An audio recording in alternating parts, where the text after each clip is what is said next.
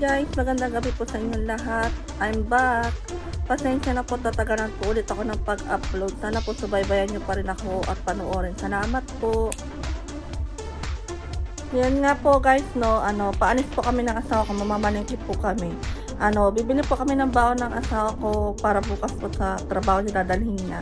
At saka po yung isang sahog po, dun po sa binigay ng katrabaho ng asawa ko na halaan, kung tawagin sa atin, pakita ko po sa inyo.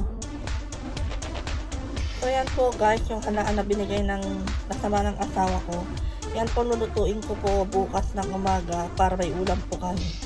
At mamamalengke nga po kami ng isasahog ko. Fast forward guys, nakalabas na po kami ng bahay. Sa Maraet na nga po pala kami mamamalengke ngayon. Mamaya na lang po ulit kasi madilim po sinadaanan namin. Papasilip ko po sa inyo kaunting tunog ng Maraet. Yan nga po pala yung sinasabi kong Maraet na malapit sa bahay namin. 24 hours po siyang open, kaya pag oras po ng gabi na nagugutom kami or may gusto kaming kainin, diyan po ang madalas namin puntahan.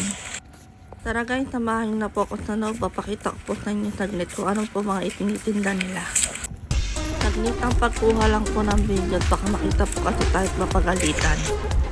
At yan naman po yung entrance nila. Pagpasok nyo po sa loob, pakita ko na lang po muna sa inyo kung ano po yung mga mabibili sa loob at mga tinitinda nila.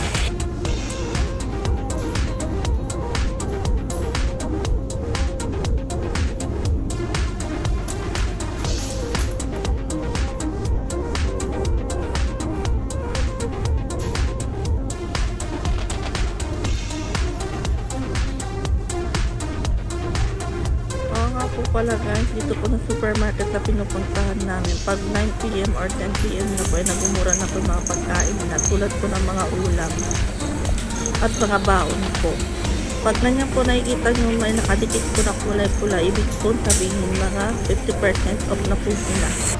Lalo na po pag araw ng linggo, maaga po silang nagumura, mga 8 PM pa lang po. Meron din po silang mga prutas at mga gulay.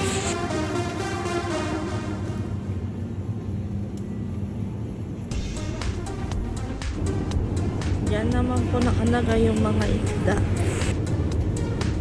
Iba't ibang klase po ng mga isda at masasarap po yan lahat.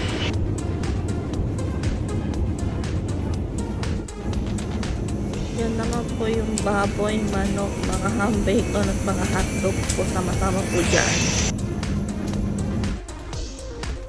So, pakita ko lang po guys, no, yung binili ko na panghalo ko sa halaan. Ito po yung horenso kung tawagin sa kanila. Hindi ko po alam kung ano po ang Tagalog yan. Ito po yung spring onion ata to. Pasensya na guys, hindi ko alam kung ano sa Tagalog. Ito naman po yung baon ng asawa ko bukas. Tinapay at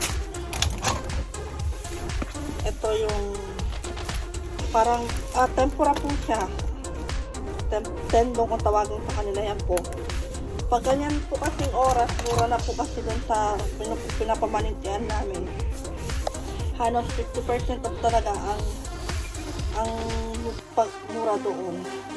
So guys, maraming salamat po sa panonood ninyo.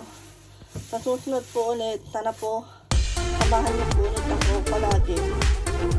Tatane.